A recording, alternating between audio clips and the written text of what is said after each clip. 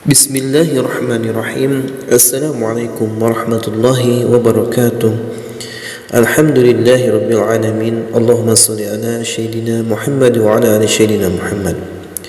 Sahabat yang beriman, yang insyaAllah dirahmati oleh Allah subhanahu wa ta'ala, pertama-tama marilah kita memanjatkan puja dan puji syukur kita kehadirat Allah subhanahu wa ta'ala, yang mana atas limpahan rahmat, hidayah dan inayahnya kita semua hingga detik ini masih bisa dapat hidup, masih bisa dapat bernapas, sehingga masih ada kesempatan kita untuk memperbaiki diri kita, untuk menambah pundi-pundi amal kita, untuk menjadi bekal kita menghadap Allah subhanahu wa ta'ala.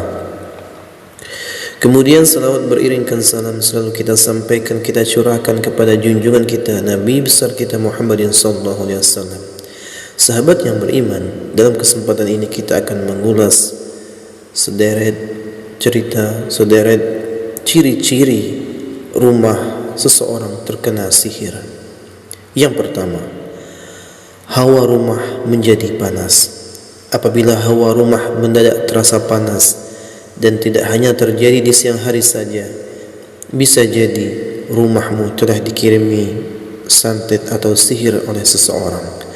Hal tersebut tak mengherankan, karena santet dapat menimbulkan gesekan energi yang panas yang memancar di dalam rumah. Dengan demikian, meski menyalakan kipas angin atau bahkan AC, hawa rumah masih tetap saja terasa panas. Yang kedua, menimbulkan aura negatif di dalam rumah. Selain hawa panas, ciri-ciri rumah terkena santet ataupun sihir yang harus kita kenali berikutnya ialah adanya aura negatif. Tak banyak yang menyadari aura negatif yang muncul karena santet bisa membuat orang merasa tidak nyaman saat berada di rumah. Parahnya lagi, tidak jarang aura negatif yang muncul karena santet itu membuat rumahmu terlihat suram dan membuat orang menjadi malas untuk datang ke rumahmu. Kemudian yang ketiga, sering terjadi pertengkaran. Santet ternyata juga bisa memberikan dampak kepada penghuni rumahnya.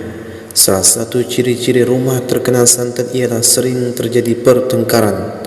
Hal tersebut biasanya disebabkan karena hal-hal sepele oleh adanya aura negatif yang datang ke rumah dari ilmu santet.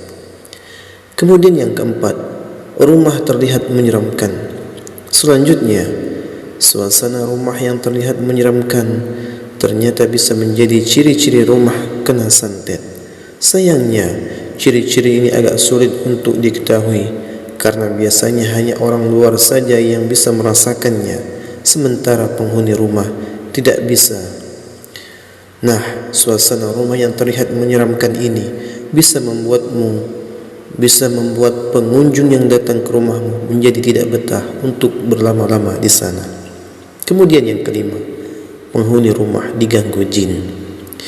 Jangan pernah sepelekan jika kalian mulai merasakan beberapa tanda aneh di rumah, seperti sering mendengar suara berisik tanpa diketahui sumbernya, benda-benda sering terjatuh tanpa sebab, atau bahkan munculnya binatang aneh.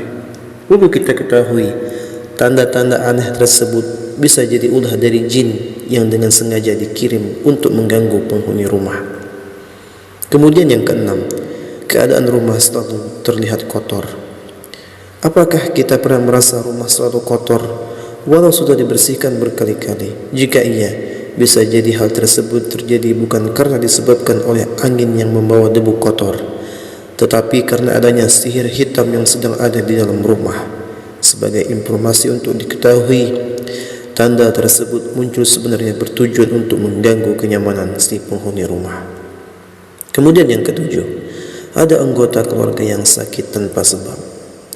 Perlu kita waspadai apabila ada anggota keluarga yang sering jatuh sakit secara tiba-tiba, terlebih lagi jika penyebab sakitnya itu tidak diketahui secara medis.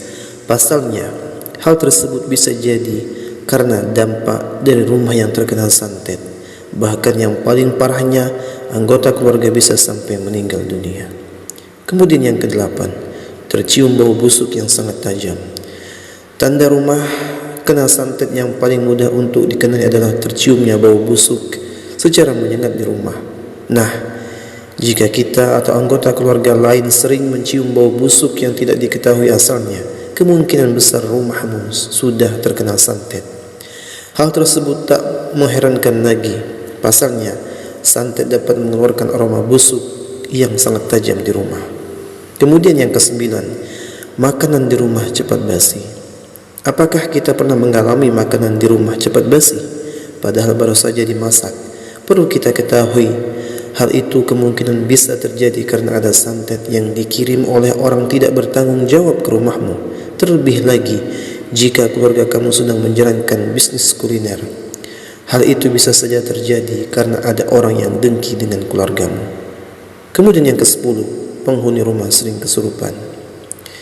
Menyaksikan orang kesurupan secara langsung memang menjadi hal yang sangat mengejutkan sekaligus menyeramkan. Jika ada anggota keluarga di rumah sering mengalami kesurupan, itu bisa jadi tanda bahwa rumah kamu sedang terkena santet. Perlu kita ketahui, penghuni rumah yang kesurupan terjadi sebagai dampak dari santet atau gangguan dari makhluk halus yang dikirim ke rumah. Kemudian yang ke-11, ada binatang tidak lazim datang ke rumah.